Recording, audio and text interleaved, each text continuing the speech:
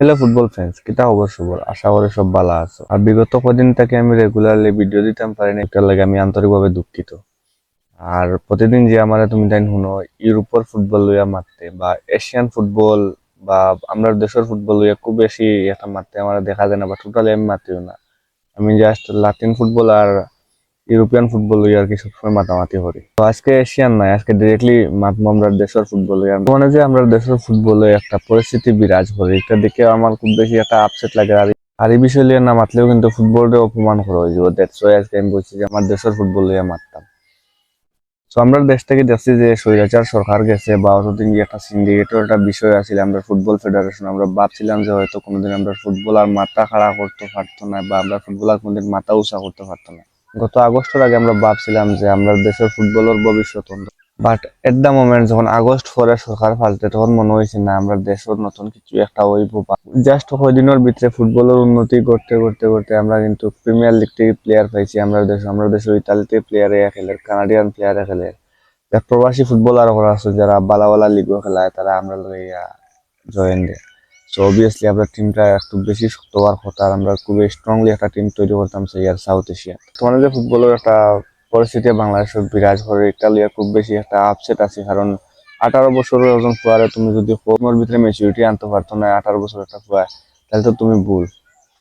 কারণ Florian Wirtz, Lamine Yamal, Jamal Musiala, Marc Casado, Pau Cubarsi, আমরা দেখছি এর উপর এই প্লেয়ার গুলো এখনো কিন্তু বয়সের লগে ম্যাচিউর নাই, বাট তারা লিটারেলি টিম রে পুরা ক্যারি করেন নিজের খান্দ হরিয়া।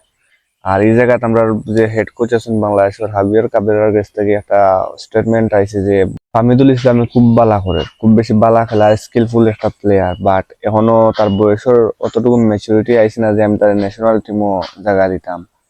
আর আমরা তারে বর্তমানে 18-র ভিতরে রাখবো আমরা, আর তারা পর্যবেক্ষণ করবো, আর যখন তার বয়স ম্যাচুরিটি আইব তখন আমরা তারা নিয়ে টিমও জয়েন দিব।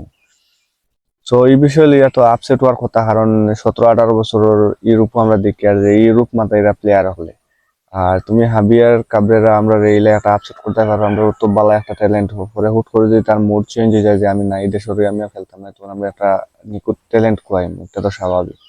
সো এটা লিয়ে বর্তমানে ফুটবলও খুব বেশি একটা আন্দোলন চলে, ফেসবুক ও এভরিওয়্যার। আর বর্তমানে বাফুফের সামনে ফুটবল আল্ট্রাসলে যে একটা ব্যবস্থা নিচ্ছেন, আমার মনে হয় যে ফাহমিদুল ইসলাম যাওয়ার ব্যাকা নইব আমরা টিমও স্বাভাবিক। এখানে আমরা দেখছি যে আমরা কতটুকু একটা ফুটবল ক্রেজ দেশের মানুষ, আমরা জাস্ট দেখছি যে আমরা দেশের ফুটবল ক্রেজ সামজাওয়ার বাদে আর ফুটো যে একটা পরিস্থিতি সৃষ্টি হয়েছিল। তো আমরা ভিতরে তো অবশ্যই কিছু আছে আমরা দেশের ফুটবলটা আগ্রহে লইয়া যাওয়ার, আর আমরা ফার্মও বসে। আর ফুটবল আল্ট্রাসলরে আমার পক্ষ থাকি মানে নিরন্তর ভালোবাসা, যে ফাহমিদুল ইসলামরে ব্যাক আনার লাগি ইলে একটা ব্যবস্থা করছেন। আর আশা করি যখন ম্যাচের আগে হয়তো ফাহমিদুল ইসলাম ব্যাক করবো টিমের লগে।